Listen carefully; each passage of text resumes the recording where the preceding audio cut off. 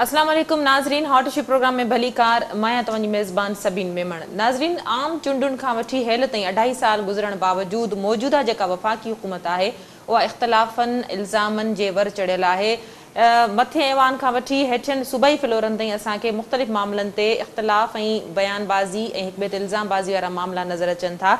हुकूमत के घर भेड़ो करण जे हवाले सां माज़ी में तो मुख़्तलिफ़ तहरीकूं जन्म वठंदियूं रहियूं आहिनि, मुख़्तलिफ़ ज़ोरदार तहरीकूं हलंदियूं रहियूं आहिनि, पर मौजूदा हुकूमत के घर भेड़ो करण जे हवाले सां जेका PDM जी तहरीक आहे उन जे फ्यूचर ते हाणे सवालिया निशान लॻी चुका आहिनि। हीअ जेका तहरीक आहे उहा उन जो फ्यूचर छा थींदो, इन हवाले सां असांखे प्रोग्राम में जे महिमान जॉइन कयो आहे उन जो तारीफ़ कराईंदीमां PTI सां ताल्लुक़ रखंदड़ मेंबर असेंबली जमाल सिद्दीकी साहब। जमाल साहब भलीकार तव्हां असांखे प्रोग्राम में जॉइन कयो। नाज़रीन, पीपल्स पार्टी मां सूबाई वज़ीर ऐं members in assembly Awais Qadir Shah साहब असांखे जॉइन कयो आहे। शाह साहब तव्हांखे भलीकार, तव्हां प्रोग्राम में असांखे जॉइन कयो। मेहरबानी सबीन। शाह साहब, अॼु तमामु अहम ॾींहुं आहे, मूंखे ॿुधायो त PDM जो फ्यूचर छा थींदो? बिस्मिल्लाहिर्रहमानिर्रहीम। सबीन, तव्हां पुछो PDM जो फ्यूचर लाइ। PDM हिकु तहरीक आहे जेकी काफ़ी APCs खां पोइ 3 सालनि में खोड़ APCs थींदियूं रहियूं। APC थी कश्मीर ते, APC थी इकोनॉमी थे, APC थी मुख़्तलिफ़ इशूज़ ते जिन ते गवर्नमेंट बिल्कुलु ध्यानु न ॾिनो, गवर्नमेंट जो को रिस्पॉन्स कोन ॾिनो। गवर्नमेंट इहो फेडरल गवर्नमेंट इहो ई न सम्झो त उहो कंहिं मक़सद लाइ आहिनि, हिन मुल्क लाइ आहिनि या हुन जे फ़ाइदे लाइ आहिनि या हिन मुल्क जे अवाम जे फ़ाइदे लाइ आहिनि।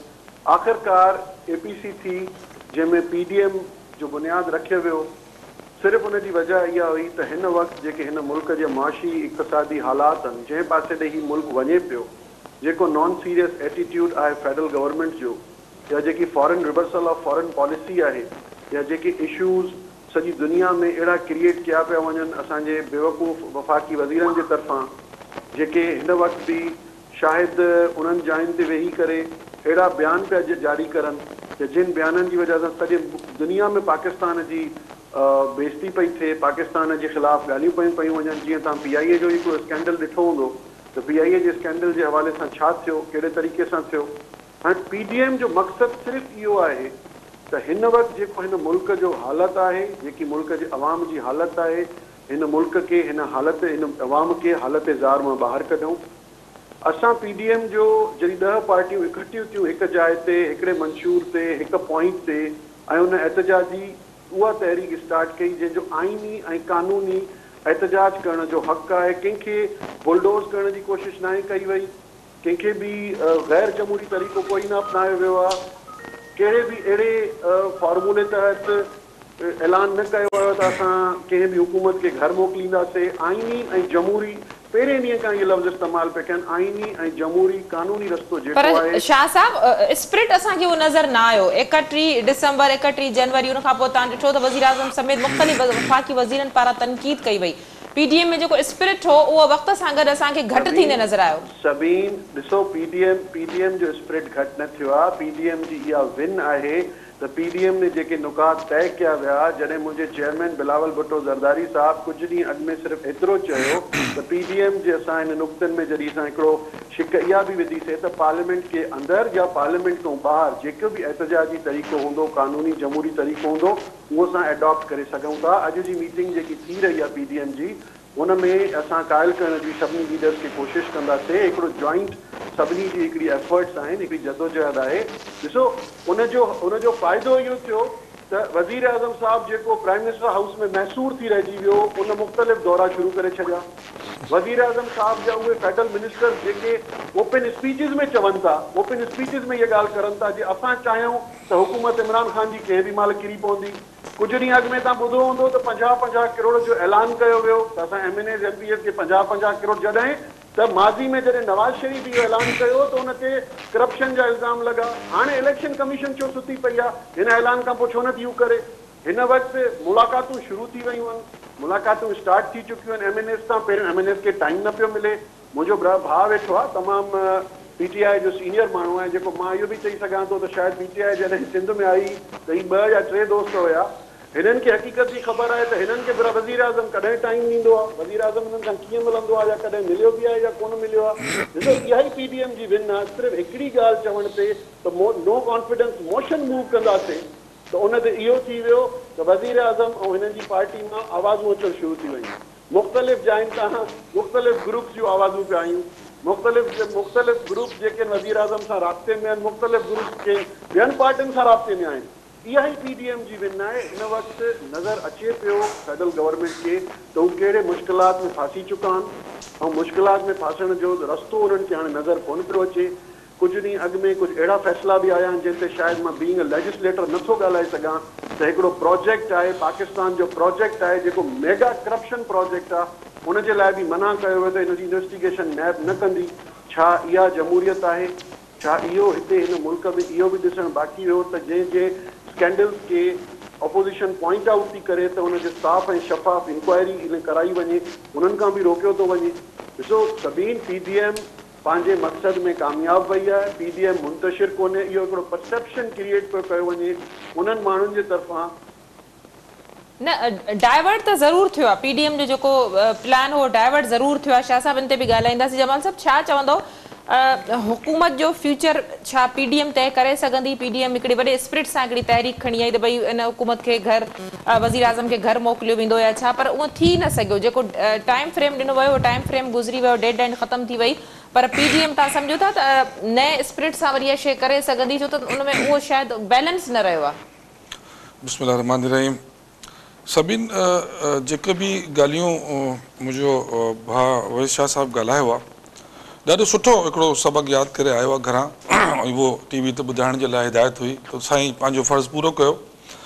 अगरि साईं जो चवणु इहो आहे त PDM जेका अपोज़िशन जी सूरत में हिकिड़ी फोर्स ठही आहे त मुल्क जी माशी इक़्तिसादी हालात, मुल्क जे हिन मसइलनि जे लाइ अगरि इहा फोर्स ठही आहे त मूंखां वधीक तव्हां हिन ॻाल्हि खे बहितर अंदाज़ में ॼाणो थी बहसियत हिकिड़ो तजिया निगार, हिकिड़ो एंकर पर्सन, त PDM कॾहिं बि अवाम जे लाइ सॼी तहरीक में सॼी अपोज़िशन जी स्ट्रगल में अवाम जे लाइ कॾहिं ॻाल्हायो आहे? PDM जो टोटल फोकस इहो आहे त हीउ सिलेक्टेड आहे, असां हिन कोन था मञूं, असां हिनखे लाहे छॾंदासीं, असां हिनखे कराए छॾंदासीं, असां हिनखे हीअं करे छॾंदासीं, असांजे मथां कूड़ा केस था आहिनि, असांजे मथां कूड़ी इंक्वायरियूं आहिनि। टोटल फोकस हिननि जी पंहिंजी ज़ात आहे, अवाम फोकस न आहे। अगर अवाम फोकस्ड हुजे हा त अॼु PDM सिर्फ़ु हिकु बंदि कमरे ताईं महदूद न हुजे हा। PDM त चए पई त असां अवाम जे लाइ निकिता आहियूं, अवाम खे जेके हिन हुकूमत में मसइला थिया आहिनि, जेके महांगाई वारा मामला थिया आहिनि, ॿिया सभु उन ई मामलनि न मां तो चवां पियो कि अगरि अवाम लाइ निकिता हुजनि त अॼु PDM सां गॾु अवाम त हुजे हा। PDM जी गाॾी हाणे कोन हलंदी, इहो मां तव्हांखे अॼु वाज़े तौर ते लिखी थो ॾियां त PDM अॻिते न हली सघंदी। उनजी वजह आहे अॼु PDM जा इतिहादी पीपल्स पार्टी ऐं नून लीग वो ॿई इहा ॻाल्हि सोचण ते मजबूर थी विया आहिनि त अगरि असां ही तहरीक फज़लुर रहमान जी सरबराही में हलायूं ऐं हू हुकूमत खे अगरि असीं डेंट ॾियूं था त क्रेडिट त फज़लुर रहमान खे मिलंदो, असांखे छा मिलंदो? तो हाणे ही गाॾी थोरी देरि तक अॻिते हलंदी, पोइ हिननि जा रास्ता जुदा थी वेंदा। इन करे हाणे खां ई तयारी शुरू थी वई आहे। हिकिड़ो चए थो त अदम एतमाद विझंदासीं, हिकिड़ो चए थो लॉन्ग मार्च कंदासीं, हिकिड़ो चए थो असेंबलियुनि जे ॿाहिरि धरनो ॾींदासीं। त ही ॿई पार्टियूं सिर्फ़ु क्रेडिट खणण जे लाइ कि क्रेडिट मौलाना खे न मिली वञे, इक़्तिदार जी पार्टियूं त असां आहियूं। त पीपल्स पार्टी जो मुशावरती इजलास हो, पीपल्स पार्टी पारां तरदीद कई वई इन तरह जा मुखालिफ जेके बयान आहिनि, इन्हनि जो को बि इन तरह जो वजूद ई कोन्हे। अगरि पब्लिक जा एॾा ई हमदर्द हुजनि हा त अॼु पब्लिक इशूज़ ते ॻाल्हाइनि हा, रोड ते कयो न धरना ॾियो, महंगाई जे ख़िलाफ़ ॾियो, बिजली जे ख़िलाफ़ ॾियो, पेट्रोल जे लाइ अचो रोड ते, कोन निकिरंदा। इहे हिननि जा इशूज़ ई कोन्हनि, इन्हनि जा इशूज़ सिर्फ़ु इमरान ख़ान आहे। इमरान ख़ान त ऑफर कई आहे, प्राइम मिनिस्टर त ऑफर कई आहे कि मुंहिंजो इस्तीफ़ो खपे, बाबा जेका पैसा खाधा न पैसा अकाउंट करे मूंखे मुल्क जे ख़ज़ाने में जमा करायो, मुंहिंजो इस्तीफ़ो वठो। मां तव्हांखे थो चवां कि अगरि तव्हांजी स्ट्रगल, शायदि मां मुकमल करे वठां पोइ तव्हांजो वारो आहे, मां मुकमल करे वठां। अगरि तव्हांजी स्ट्रगल, अगरि ही तव्हांजी स्ट्रगल पंहिंजे पाण खे बचाइण जे लाइ न आहे, त अगरि तव्हांजी स्ट्रगल पंहिंजे पाण खे बचाइण जे लाइ न आहे, वाक़ई तव्हां इहा हिकिड़ी सियासी स्ट्रगल था कयो, हिकिड़ी सिलेक्टेड हुकूमत बकौल तव्हांजे कि उनजे ख़िलाफ़ निकिता आहियो, त मां सम्झां थो त तव्हांखे पोइ वज़ीर आज़म जी ऑफर क़बूल करणु खपे कि अगरि तव्हांखे एतिरी हविस आहे, एतिरी बुख आहे, तव्हांखे इक़्तिदार जे बग़ैर नथा रही सघो ऐं तव्हांखे पंहिंजा केस बि नैब जी सूरत में तव्हांखे ड्रावना खा बि ईंदा आहिनि राति में, त अगरि उहो हालात ओड़ा आहिनि त पोइ वज़ीर आज़म जी ऑफर क़बूल कयो, तव्हांजे हक़ में बहितर आई आहे। जी शाह साहब, सभीन मूंखे ॾाढो मज़ो आयो पंहिंजे भाउ जूं ॻाल्हियूं ॿुधी, छो त ॾिसो मुंहिंजो भाउ ॾाढी सुठियूं ॻाल्हियूं कंदो आहे, खिलाइण वारियूं ॻाल्हियूं कंदो आहे। ॾिसो अफ़सोस थो थिए ॿुधी त हिकु लेजिस्लेटर ऐं अहिड़ियूं ग़लति ॻाल्हियूं वेही हिकिड़े चैनल ते ॻाल्हाए जंहिंखे प्रूव करण लाइ काई शइ न आहे त ईअं ई आए बाए शाए कंदा आहिनि। मुंहिंजे लाइ मुंहिंजे भाउ चयो त सबक़ु यादि करे आयो, मां अखियुनि ते रखियो। मूंखे नाराज़ न थींदो हिन ॻाल्हि ते। पॉलिटिकल वर्कर आहियां, अहिड़ी नंढियूं नंढियूं ॻाल्हियूं बर्दाश्त कंदा आहियूं। नवां अॻिते हली सिखी वेंदा त पार्लियामेंट में छा कबो आहे, अॻिते पॉलिटिकल स्ट्रगल छा हूंदी आहे। मुंहिंजे भाउ जो हिकिड़ो ई महवर हो त हू पंहिंजे लाइ था ॻाल्हाइनि। अदा मां हिननि पंहिंजे दोस्तनि खे सम्झाइण थो चाहियां, थोरो अखियूं खोलियो, दिमाग़ खोलियो। असांजी ॻाल्हि पंहिंजे लाइ न आहे, न असांजी लीडरशिप कॾहिं मुल्क मां ॿाहिरि वई आहे, न असां कॾहिं केसनि खां पोइते हटिया आहियूं, न असां वफ़ादारियूं मचायूं आहिनि। असांजी गर्दन त ॾाढी सवली आहे पकड़ण में। शुरू खां वठी मारींदा बि असांखे रहिया आहियो, कैरेक्टर असैसिनेशन बि असांजी थींदी रही आहे, केसिस बि कूड़ा असांजे मथां थींदा रहिया आहिनि, ज़ुल्म बि असांजे मथां कयो, शहीदनि जा क़ब्रिस्तान बि असां वटि, पॉलिटिकल जदोजहद लाइ असां कुर्बानियूं बि असां पाकिस्तान पीपुल्स पार्टी ॾे, उहो बि पीपुल्स पार्टी ख़राबु आहे। तव्हांजूं इहे ॻाल्हियूं बि असां अखियुनि ते था रखूं। असां PDM जी जेकी जदोजहद शुरू कई आहे सिर्फ़ु इन जे करे दादा जेके वाइदा अवां कंटेनर ते बि कया। हिकिड़ी ॻाल्हि ॿुधायो, तव्हांजे वज़ीर आज़म पोयनि 3 सालनि में NRO नहीं दूंगा चोर पकड़ लिए, NRO नहीं दूंगा चोर पकड़ लिए। इन्हनि 2 सेंटेंसिस खां अलावा जे थोरो 10% बि इन शइ ते ध्यानु ॾियो आहे त पंहिंजी कारकर्दगी तव्हांजी छा आहे, तव्हां 3 सालनि में हिन मुल्क खे छा कयो, केतिरा हज़ार अरब कर्ज़ तव्हां वधीक खणी वियो, काथे तव्हां जंहिं शइ में तव्हांजो वज़ीर आज़म जंहिंजो नोटिस वठे पियो उहा शइ मार्केट मां गुम आहे। महांगाई किथे पुॼी वई आहे। इंडिया सां तव्हां दोस्तीअ जूं ॻाल्हियूं पिया कयो, वज़ीर आज़म इंडिया वारे जे लाइ तव्हां दुआऊं पिया कयो, खटंदो त कश्मीर आज़ादु थींदो। कश्मीर तव्हांजे हेॾा मुज़ालिम था कया वञनि कश्मीर ते, तव्हां ॻाल्हाइण लाइ तयारु कोन आहियो। शाह साहब तव्हांजी ॻाल्हि, शाह साहब इहे जेके तव्हां इशूज़ ॿुधाया बिल्कुलु इहे मुल्क सां आवाम जा सां लाॻापियल इशूज़ आहिनि, पर जमाल साहब जो चवणु आहे त तव्हां इन्हनि जे राति निकिता ई न आहियो, तव्हां निकिता पंहिंजे ज़ाती मफ़ाद लाइ, NRO हासिल करण लाइ। कोई NRO ॾिसो, असां हिन वक़्त ताईं न NRO जी ॻाल्हि कई आहे, न असां NRO घुरियो आहे, न असां NRO जी का डिमांड था कयूं। आख़िर वजह छा आहे जो हर 5 मिंटनि खां पोइ वज़ीर आज़म साहब के निंड मां बेदार थी चए थो त NRO नहीं दूंगा, चोर पकड़ लियो। भाई NRO आपसे मांगा किसने है, कौन आपसे NRO मांग रहा है? आप आखिर क्यों खलबली क्यों मच गई आपके रैंक्स एंड फाइल्स में? आपको क्या हो गया है? हम तो कहीं नहीं जा रहे। हाँ, जिसको भेजना था उसको आपने हाथ से भेज दिया। अपने शौकत खानम के डॉक्टर दिए, जाके उसको एग्जामिन किया। कैबिनेट में खुद इमरान खान बैठ के कह रहा है कि वजीर आजम जो एक्स वजीर आजम नवाज शरीफ है उसकी हालत खराब है, उसको बाहर भेजना है। जॾहिं हिकिड़े माण्हू के हथ सां ॿाहिरि था मोकिलियो, पाण हुनखे मोकिले, पाण फेडरल कैबिनेट में तव्हां ब्रीफ था कयो सॼी कैबिनेट के, वरी चओ था उसको हमने क्यों भेजा। ही किथां जी ड्रामेबाज़ी आहे? ही कहिड़ो नॉन सीरियस एटीट्यूड आहे? तव्हांजो को नैरेटिव आहे? तव्हां हिन मुल्क खे खणी काॾे पिया वञो? वरी तव्हांजा स्टेटमेंट्स था अचनि ॿारनि वारा। सब हुकूमत चलाना कोई आसान काम नहीं है, इसके लिए पहले ट्रेनिंग होनी चाहिए। ओ भाई 3 साल के बाद आपको याद आता है कि ट्रेनिंग होनी चाहिए। मता हिन के वजीर आजम के पोस्टर में खान साहब के पासे न वठंदो। तव्हां पोयनि 10 सालनि जी हिस्ट्री खणो, तव्हां 10 सालनि जी ब्लेम था करनि पीपुल्स पार्टी जा 8 खां वठी 13 ताईं, 13 खां 18 ताईं नवाज शरीफ हुकूमत। तव्हां ॿुधो पाकिस्तान सभिनी मां सुठी हालत में कहिड़ी हुकूमत जे हथ आयो हिन वक़्तु, जेकी हीअ 18 में जेको पाकिस्तान में अज़ाब नाज़िल थियो PTI जे सूरत में, सभिनी खां बहितर स्टेबल पाकिस्तान हिननि खे हथ आयो। उनजो हशर छा थियो आहे, उनजी एक्सपोर्ट्स किथे पहुतियूं आहिनि, उनजी इंपोर्ट्स जो हशर छा आहे, फॉरेन रिजर्व्स किथे पहुता आहिनि, तव्हांजो सर्कुलर डेट जी हालत छा आहे। ॾिसो इहे एॾा वॾा वॾा इशूज़ आहिनि जंहिंसां मुल्क हलंदा आहिनि। तव्हांजी खंड किथे पुॼी वई आहे, अटे जो बहरान थिए पंजाब के PK बलोचिस्तान में, कसूर सिंध गवर्नमेंट जो, BRT पेशावर में स्कैंडल थे। उन ते असद उमर साहब चयो त भई ॿियनि सूबनि में अटे जो रेट ॾिसो 20 किलो जो जेको थेलो आहे, त सिंध में इहो डिफरेंस जो आहे 400 रुपया, जेको शिकारपुर में हाणे उन्हनि ॻाल्हि कई त भई 400 रुपये जो डिफरेंस आहे। इहो सूबाई हुकूमत वज़ीर आला खे पुछणु घुरिजे त कंहिंजे खीसे में था वञनि। सभिनि ॾिसो हिननि खां इहो था पुछूं, मुंहिंजो रुॻो हिकिड़ो अर्ज़ु आहे पंहिंजे भाउ जमाल साहब खां त वफ़ाक़ी वज़ीर साहिबान जॾहिं बि सिंध में अचनि था, जेकी बि प्रेस कॉन्फ्रेंस करनि था हिते अची, उनजो हिकिड़ो को बि हिननि के रीज़न सॉलिड आहे या को प्रूव आहे जेको अची गुप्तन शुदन बर्खास्तन करे ऐं हितां वापसि हलिया था वञनि।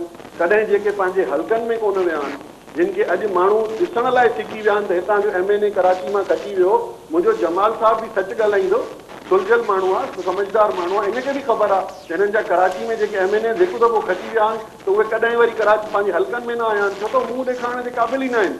छा हल्के में अची करनि उन्हनि माण्हुनि खे जेके अॻे जंहिंजो घर जो ख़र्चो 20,000 रुपया 25,000 रुपए ते हिकिड़ो आम माण्हू 30,000 रुपए जो बजट ठाहींदो, अॼु हुनजो बजट बस्ट थी वियो आहे। अॼु उहो खाइण पीअण खां हलाक आहे, उहो पंहिंजी फैमिली ॿार पढ़ाइण त परे जी ॻाल्हि आहे, हुनखे खाइण पीअण जा वांदा पइजी विया आहिनि। ॾिसो इहो सिर्फ़ु हुकूमतूं इहे न आहिनि त तव्हां फेडरल गवर्नमेंट में वेही रहियो ऐं तव्हां हुकूमत मां जमाल साहब जो मौक़े वठां, इन जी ज़िम्मेदार बि तव्हां पुराणी हुकूमतनि खे अॻूणी हुकूमतनि खे करार ॾियो था। सभिनि खां पहिरियों त मां पंहिंजी ॻाल्हि जी ताईद कंदुमि जेको मां शाह साहब खे चई कि शाह साहब खे जेको सबक़ मिलियो आहे तो एनआरओ नहीं दूंगा और इंडिया की हिमायत और चोर पकड़ लिए और ये सब पुराना डायलॉग है। मीडिया सेल जो जै माण्हू शाह साहब के लिखी ॾिना न सभिनि खे वञी त हुनखे वञी फायर करे शाह साहब, त अहिड़ा पुराना डायलॉग तव्हांखे लिखी ॾिना हुआ जेको करंट ॻाल्हियूं हलनि थियूं उनखे छॾे त हुनखे सभिनि खां पहिरियों फारिग कयो, तव्हां सां दुश्मनी कई आहे जंहिं बि लिखी ॾिना आहिनि तव्हांखे। ॾिसो शाह साहब हैरत जी ॻाल्हि इहो आहे त जेको तव्हां हाणे ॻाल्हि कई त असद उमर जी ॻाल्हि, त छा अटे जे रेट के तय करण वफ़ाक़ी हुकूमत जो कमु आहे? आलू बसर टमाटर इहो वफ़ाक़ी हुकूमत तय कंदी? साईं मुंहिंजा लोकल तव्हांजा price control committee one deputy commissioner assistant commissioner खे इहो अथोराइज़ कयो वियो आहे कि तव्हां हिन ते अमल कयो। अगरि उहो नथा कनि त उहो त तव्हांजो फेलियर आहे न, को वफ़ाक़ी हुकूमत ज़िम्मेदार त हिन ॻाल्हि जी न आहे। वफ़ाक़ी हुकूमत वफ़ाक़ी शयुनि जी ज़िम्मेदार ज़रूरु हूंदी, पर इहे सूबाई सब्जेक्ट आहे, इहे इन जे असां ज़िम्मेदार न आहियूं। साईं शाह साहब ॻाल्हि कई आहे कि अगरि छा वो पीडीएम जे लाइ साईं जो छा पीडीएम जे हवाले सां चवणो हो त पीडीएम मुख़्तलिफ़ मसलनि जे करे निकिती आहे, महांगाई जा मामला जी था न पीडीएम सिर्फ़ु इन करे पंहिंजी महांगाई जे लाइ निकिती आहे त पीडीएम जे ज़रिए आमदनी बंदि थी वई आहे ऐं हुनखे हर शइ महांगी थी लॻे, अर्निंग आहे कोन पीडीएम जी। त ॾिसो पीडीएम जो रोल हाणे तमामु बिल्कुलु महदूद थी वियो आहे। तव्हांखे महसूसु नथो थिए त मौलाना साहब जो सॉफ्टवेयर बि अपडेट थी वियो आहे? महसूसु थिए थो न? शेख रशीद साहब बिल्कुल सही चयो, मौलाना साहब जी जेका कावड़ आहे वो गुस्सो आहे वो तमामु घणो घटि थियो आहे, तहरीकनि सां वो ज़ाहिर आहे सॉफ्टवेयर अपडेट थी वियो आहे। अच्छा जॾहिं ही ॻाल्हि मां जेको पहिरें ई ॻाल्हि कई त जॾहिं हीअ ख़बर पई नून लीग ऐं पीपल्स पार्टी खे त हुननि इनखे बाक़ाइदा संजीदगी सां वरितो कि अगरि सॉफ्टवेयर ईअं अपडेट थी वेंदो आहे त पोइ असांजो कमु कहिड़ो आहे? असां ॿई इक़्तिदार जी पार्टियूं आहियूं, पोइ इहो क्रेडिट एहतिजाज जो असां खणूं, मौलाना खे छो ॾियूं? तो अॻिते हली त मौलाना बि फारिग थी वेंदो ऐं मरियम ऐं बिलावल साहब जी ॿिन्ही में को हिकिड़ो 1 नंबर हिकिड़ो 2 नंबर त अची वेंदो। अगरि सियासी जमातूं इन अंदाज़ में अपोज़िशन कंदियूं तो मां सम्झां थो त ही पब्लिक भी चंगी तरह सम्झे थी ऐं तव्हां जहिड़ा मीडिया जा सीनियर तजनिगार भी सम्झो था त हिन जी हिन एहतिजाजी तहरीक में दम केतिरो आहे। अगरि एहतिजाज करणु सिखणो आहे त पोइ इमरान ख़ान सां सिखो। हुन 22 साल नॉन स्टॉप अपोज़िशन कई आहे ऐं फ्रेंडली अपोज़िशन न कई आहे, रियल अपोज़िशन कई आहे। वो असांखे हिन ॻाल्हि सां को ख़ौफ़ कोन्हे कि अपोज़िशन जा धरना तहरीकूं लॉन्ग मार्च, असां 22 साल इहा प्रैक्टिस कई आहे ऐं असांजी नज़र में हिन ॻाल्हियुनि जी को अहमियत ई कोन्हे। अचो केतिरा ॾींहं धरना था ॾियो, अचो पार्लियामेंट जे ॿाहिरि वियो ॾियो, असां त 126 ॾींहं धरना ॾिना, तव्हां अचो त सही। तव्हांजो एजेंडो गवर्नमेंट आहे कोन, तव्हां रुगो सिलेक्टेड हिकिड़ो घिसो पिटो जुमिलो तव्हांखे मिलियो आहे उनखे हलायो था। इहा रियल पॉलिटिक्स आहे ई कोन। अगरि रियल पॉलिटिक्स करणी आहे अचो टेबल ते वियो, असांखे इशूज़ ॿुधायो, असांजी ग़लतियूं ॿुधायो, मसइलनि खे हल करण जे लाइ असां सां गॾु वियो, असां तव्हां सां गॾु विहण लाइ तयारु आहियूं। पॉलिटिक्स हूंदी आहे अवाम जे लाइ, असां चाहियूं था असां सिंध जे अवाम जे लाइ कुझु कयूं। ईअं थिया त सूरत हाल हिन वक़्तु मुल्क जी सियासी न पहुचा, जॾहिं बि वेहण जी ॻाल्हि कई हुई तॾहिं एनआरओ खे विच में आंदो वियो। मां चवंदो सियासत हूंदी आहे अवाम जे लाइ न, त ॿई सियासी जमातूं पीपल्स पार्टी बि चवंदी आहे, नून लीग बि चवंदी आहे। शाह साहब मां मुकमल करे वठां, शाह साहब मां मुकमल करे वठां, मां मुकमल सभु सियासी जमातूं इहे चवंदियूं आहिनि न त असां अवाम जे लाइ आया आहियूं, अवाम जे वोटनि सां ईंदा आहिनि त अवाम सां कूड़ सां चवा बि कंदा आहिनि।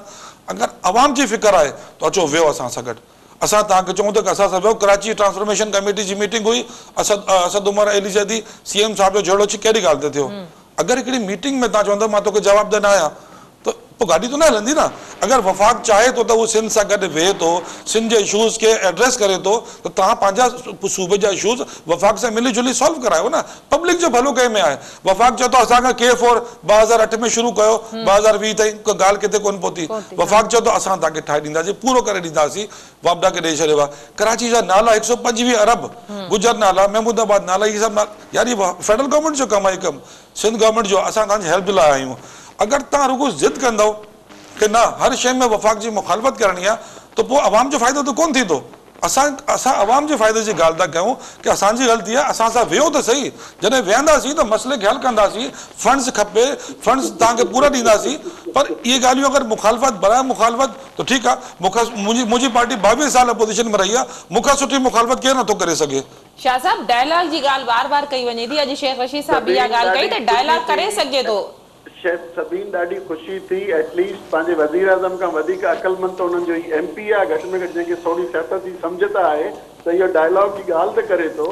हिननि जे वज़ीर आज़म जो त अहिड़ो अनह्यूमन रवैयो आहे जो हिननि जा पंहिंजा MNAs हिननि जा शिकायती आहिनि त वज़ीर आज़म जो बिहेवियर अहिड़ो आहे त हुन सां मिलण लाइ बि दिलि हाणे कोन थी करे, जो 3 सालनि में इहा ख़बर पई आहे त हिन खां वधीक को वॾो डिक्टेटर थियणो ई कोन्हे।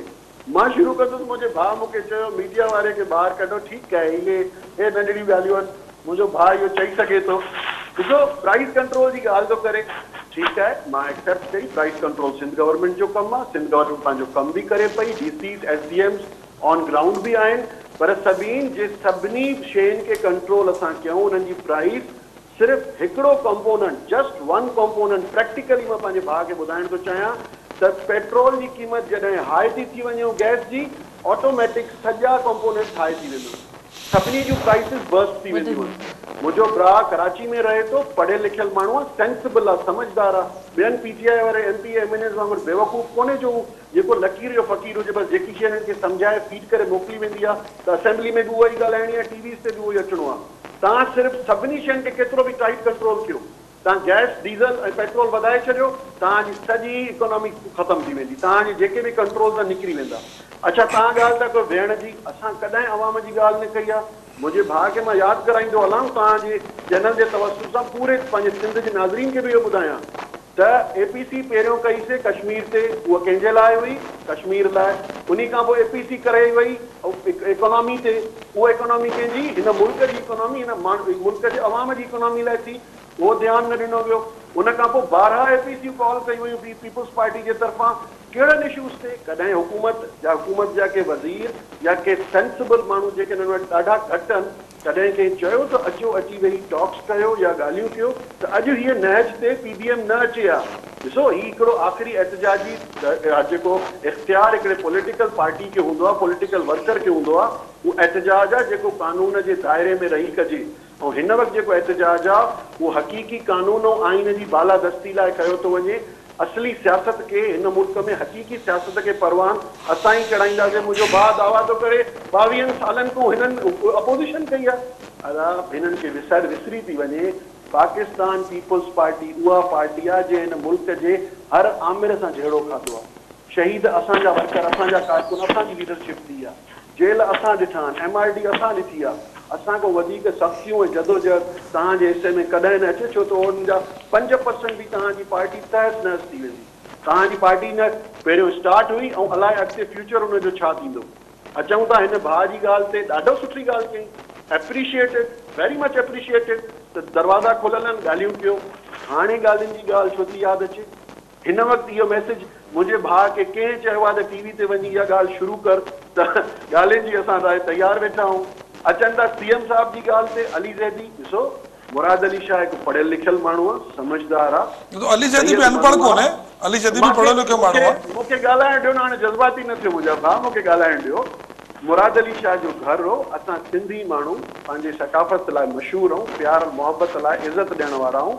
मुराद अली शाह जे घर में हिकिड़ो बेवकूफ़ वियो, उते मीटिंग थी, उते ॿिया आर्मी जा पर्सनल्स बि वेठा, ॿिया सिविल इदारनि जा ब्यूरोक्रेट्स बि वेठा। असद उमर सां मीटिंग में, PCI जी मीटिंग में मां खोड़ दफ़ा वेठो आहियां। ॾिसो, ॻाल्हियुनि लाइ जेके माण्हू मोकिलीबा आहिनि न, उहे सेंसिबल मोकिलीबा आहिनि, जिन खे ख़बर हुजे ॻाल्हियूं ठाहिणियूं आहिनि, मसइलो हल करिणो आहे। हथ सां कंहिं बेवकूफ़ खे मोकिलण जो मक़सदु इहो आहे त तव्हांजो लीडर ई नथो चाहे त के ॻाल्हि इशूज़ सॉल्व थियनि। छा असद उमर ते ट्रस्ट कोन हो? अली ज़ैदी जेको बि रैश ॻाल्हायो, अली ज़ैदी उते कहिड़ी बि बदतमीज़ी कई, शायदि CM साहब हुनजो बहितर जवाबु ॾे हा ऐं ॾाढो सुठो जवाबु मिलेसि हा, पर असांजी सकाफ़त न आहे त घर आए महिमान जी बेइज़ती कयूं। केतिरो बि उहो बेवकूफ़ जाहिल छो न हुजे, अहमक हुजे, हुनजी असां बेइज़ती न कंदा आहियूं। ठीकु आहे, हुनखे जेको करिणो हुन पंहिंजी। शाह साहब, अगरि तव्हां चाहियो था उन मीटिंग में छा थियो उहो बि मां तव्हांखे ॿुधाए थो सघां ते।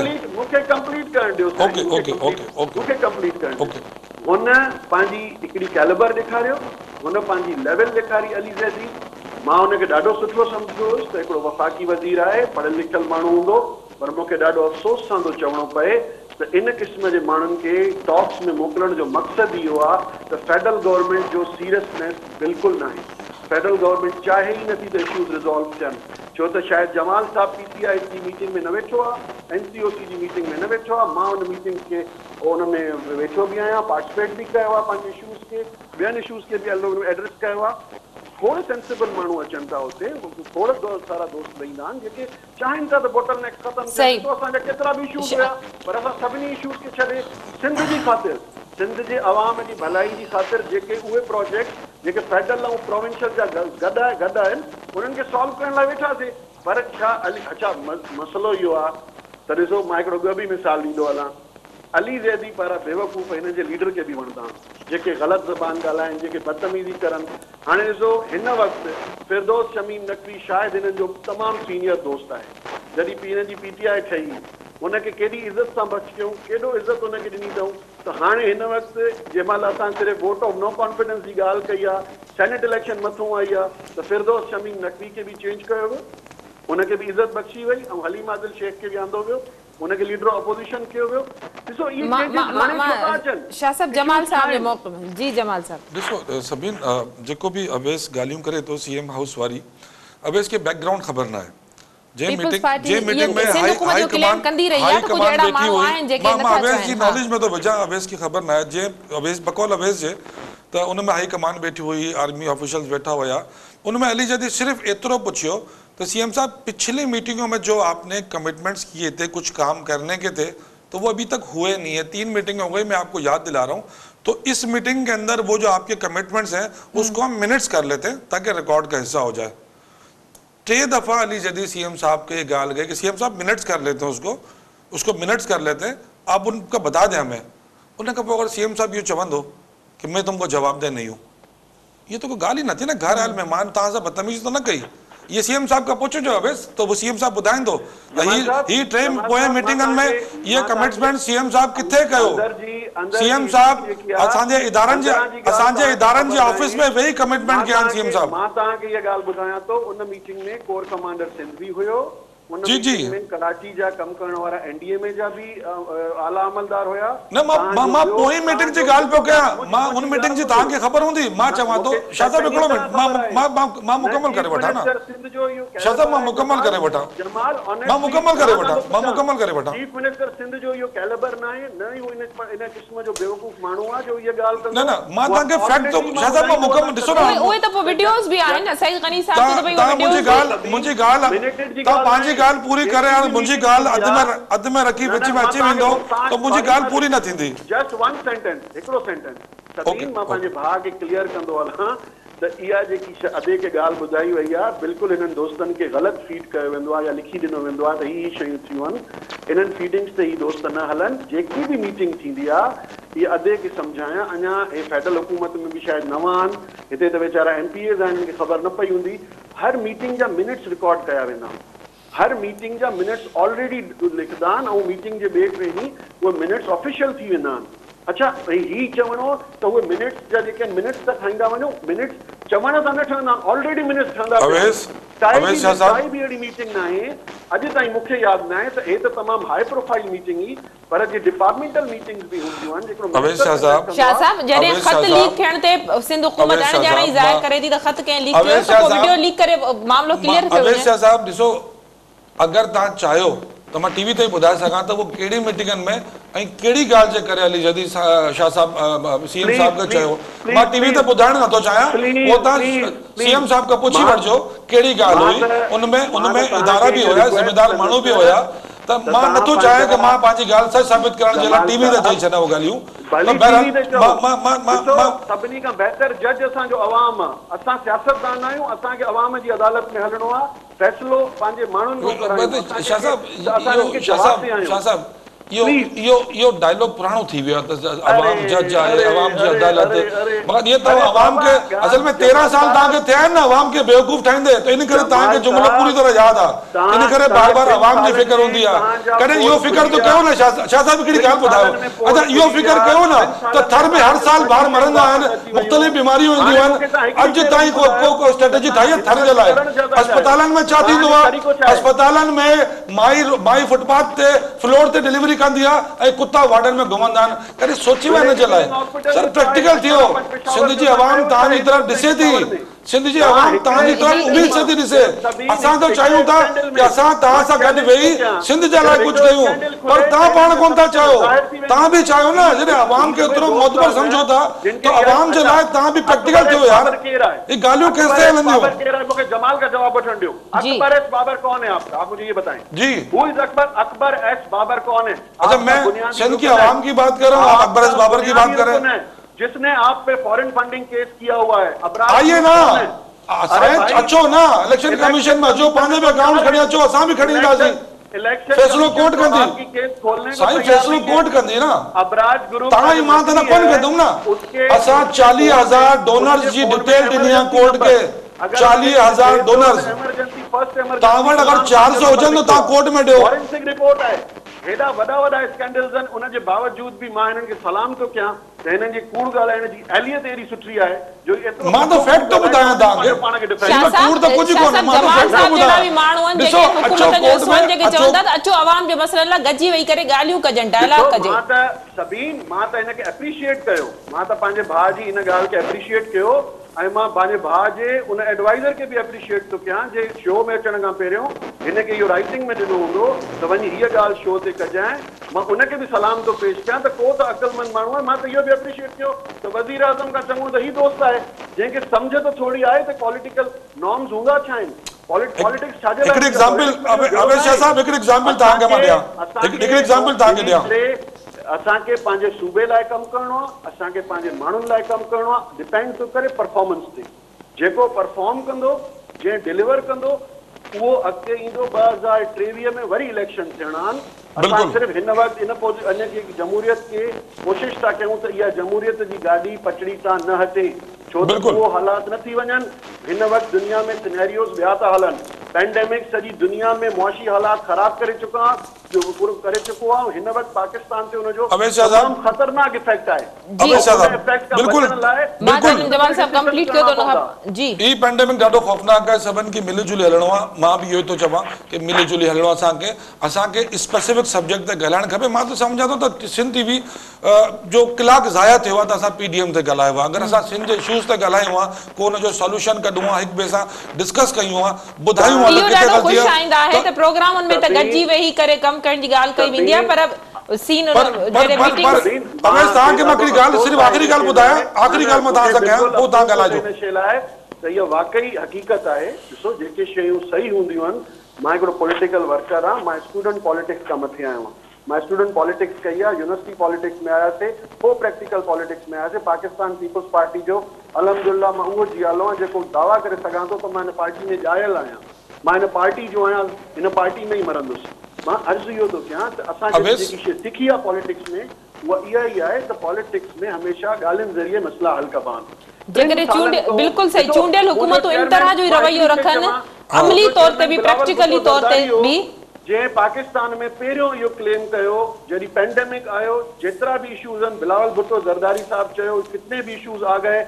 उसको साइड पे रख के मैं मानता हूँ इमरान खान मेरा वजीर आजम है आगे बढ़े हम आपके साथ काम करने को तैयार हैं जी जवान साहब अवेश देखिए अवेश साहब मेरी सुन लेना आपने सब तो पुरानी बातें बहुत करते हैं आप कोई नई बात नहीं करते मैं आपसे सिर्फ ये गुजारिश कर रहा हूँ कि जो हम सूबे के इश्यूज की बात कर रहे हैं देखें अवेश आप सुने आप सुनते भी नहीं है ना आप अरे जी मैं कह रहा हूँ कि आप जब सूबे के इतने बड़े हमदर्द और मुखलिस हैं तो मैं सिर्फ यही गुजारिश कर रहा हूँ कि हम जो आपने कहा कि ये शौदा की पार्टी है हमने MRD देखी है शहादतें देखी है शौदा बहुत कदर है मोहतरमा की हमारे दिल में बहुत इज्जत है भुट्टो साईं की हमारे दिल में कि वो हिकिड़ो वॾो लीडर हो हिकिड़ो अहिड़ी शख्सियत इहा हुई जेका पंहिंजे पाकिस्तान जी दुनिया जी हिकिड़ी शनाख्त हुई भुट्टो साईं असांजो सिर्फ़ु चवणु एतिरो आहे कि तव्हां केसि ताईं शहीदनि जे नाले ते इंजॉय कंदव हाणे शहीदनि जे नाले ते वोट वठो था तो शहीदनि जे नाले ते सिंध जी आवाम खे डिलीवर बि कयो। ज़रूरत सिंध जी आवाम तव्हांखे भुट्टो जे नाले ते वोट ॾींदी आहे,